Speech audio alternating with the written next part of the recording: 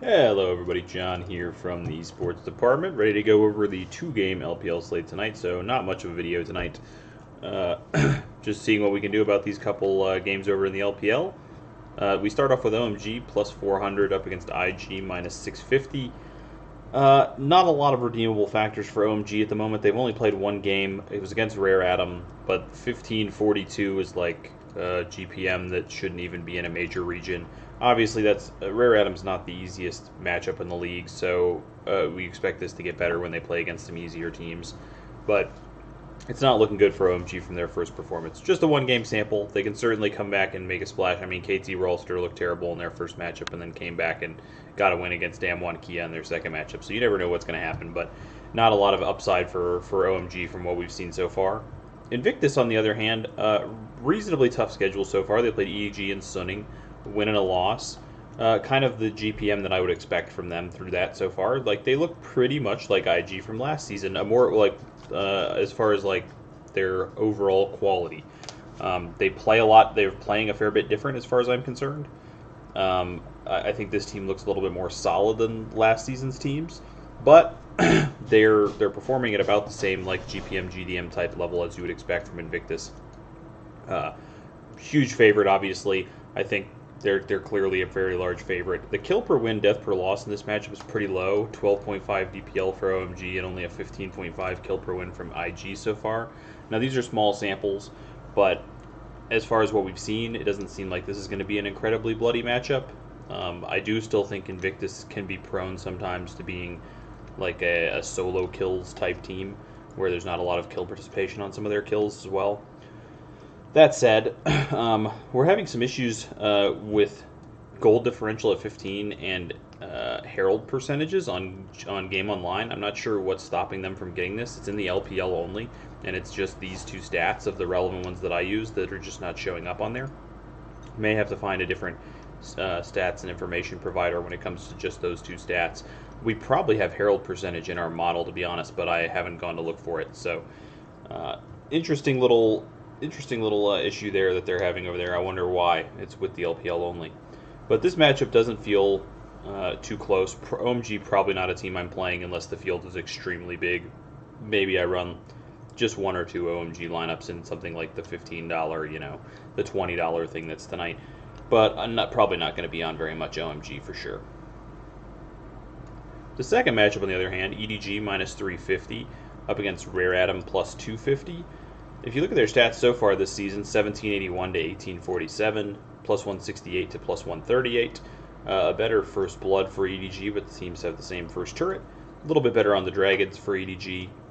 But overall, seems like the statistics would favor Rare Atom. That said, Rare Atom's played LGD and OMG. A pretty easy start to the season. EDG has played BLG and Invictus, so significantly tougher schedule for EDG. But statistically, Rare Atom has been better so far this season. I think Rare Atom makes a good small field single entry type play on this slate. If you're playing cash, I think it's still a pretty clear EDG IG. I think it looks to me, we have to see how it shows up in the projections here, because it looks to me just from looking at it like EDG would be likely to be the better play. That said, we're still getting, the projections are still going to be influenced by last split's projections, which I think is the right thing to do, because we're dealing with a very small sample size here, and EDG was not a bloody team last year. Excuse me. Let's see what it looks like over here. No, actually IG, for the most part. Yeah, IG coming out as the higher expectation team outside of the support position. So I guess you're looking at probably a 4 IG cash lineup. I think ownership's pretty straightforward. IG, EDG, Rare Atom, and OMG. These might be pretty close. Rare Atom has a lot of fans out there. They've had a good start to the season. Statistically, they're the better team so far this season. I could see Rare Atom having a fair bit of ownership on this slate. But it appears to me that, unfortunately, kind of the ownership lines up with the projections as far as what people should have. IG projects the best and is likely to be the highest owned. Not a lot of edge on this slate, really. Feels like one where I might play a little heads up, maybe. Probably not going to do too much of anything too exciting on a slate like this. It just doesn't seem like a lot of edge here. That said, if you're going to play some cash, Invictus and EDG. Oop, make sure we got the that set just in case. You can get a Zun Captain 3-3 with Invictus Team. Let's see, EDG Team is cheaper. I always lean towards trying to get that 4. Everybody knows that about me. Trying to get that 4. And we can, like this. That's got to be the way to go, right? Yep, it looks like it wants you to go with this one here. The thing that was causing the other lineup to be optimal was actually the team slot was causing it to be optimal, and I definitely don't like to let the team slot be the weight that decides where my lineup goes. If you traded the team slots as even, this is what it would come up with, which is what I think I'm going to go with. Jun, Nenny, GG, Rookie, Wink, Mako, and EDG team. That seems like the way to go to me. Seems like a solid cash lineup, probably what I'll be on tonight. I probably, like I said, I'm not going to be playing too many GPPs or anything. Maybe a couple OMG lineups in the $20, maybe a Rare Atom lineup in something like the 333, and then a couple heads-up lineups with this lineup here. So not too exciting. We're back to 2-game slates.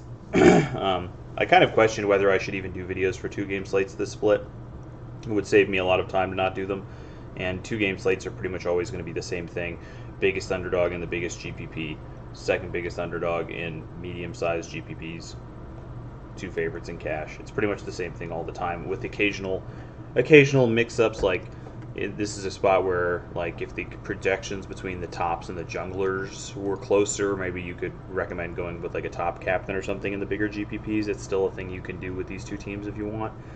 But yeah, the strategy for these 2-game slates is just not super exciting, and so I hate making short videos with not that much information, but what are you going to do? So that'll be all for this slate, guys. If you have any more questions about the slate, just hit me up on Discord or on Twitter, as per usual, and I will see you guys tomorrow. Have a good rest of the day. Peace.